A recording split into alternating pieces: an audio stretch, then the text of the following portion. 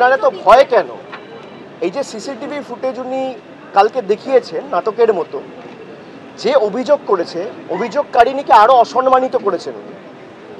একটা মহিলার উপর শ্লীলতাহানি করে সে কাঁদতে কাঁদতে গেট থেকে বেরিয়ে পুলিশের আউটপোস্টে যাচ্ছে কমপ্লেন করতে, সেটা আপনি জনসমক্ষে দেখাচ্ছেন। আপনি করিডোরের ভিডিও দেখান না।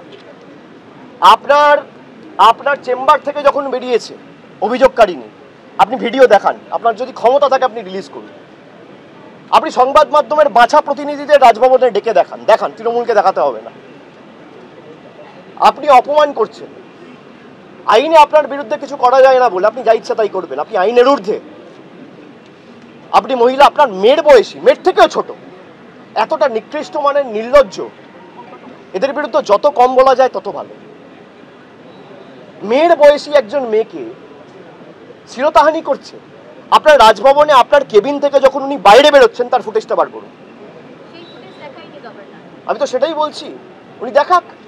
আমার বিরুদ্ধে যদি কোনো অভিযোগ ওঠে আমি তো পুরোটা জনসমক্ষে আনবো। তাই নয় কি যে আমার বিরুদ্ধে কিছু হয়েছে বা আমার দপ্তরে কিছু হয়েছে আমি খালি মেন গেটের ফুটেজ কেন দেবো? আমি তো করিডোরের ফুটেজ দেবো, রুমের ফুটেজ দেবো, সিঁড়ির ফুটেজ দেবো, সব জায়গায় দেবো।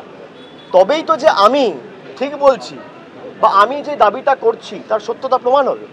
এ তো নাটক ছাড়া কিচ্ছু নয়। আর উনি বলেছেন তৃণমূলের লোকেদের রাজভবনে ঢুকতে দেবো না। আরে বাংলার কেউ আপনার রাজভবনে যাবেন না যতদিন আপনি এই পদে আছেন।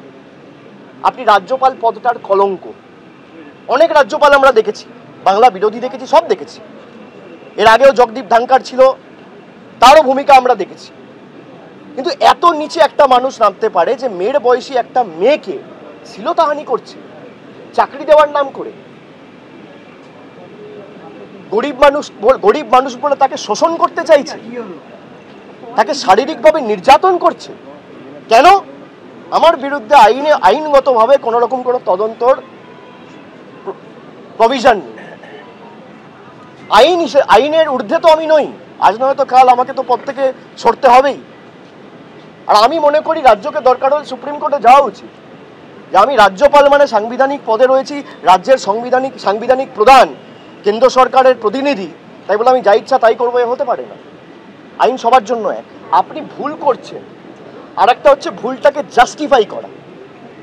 আপনি স্বীকার করুন, ক্ষমা চাইতে কেউ ছোট বড় হয় না। আমি সন্দেশখালীতে বিজেপি সংবাদ মাধ্যমকে কেন বলছি মানুষের কাছে ক্ষমা চান?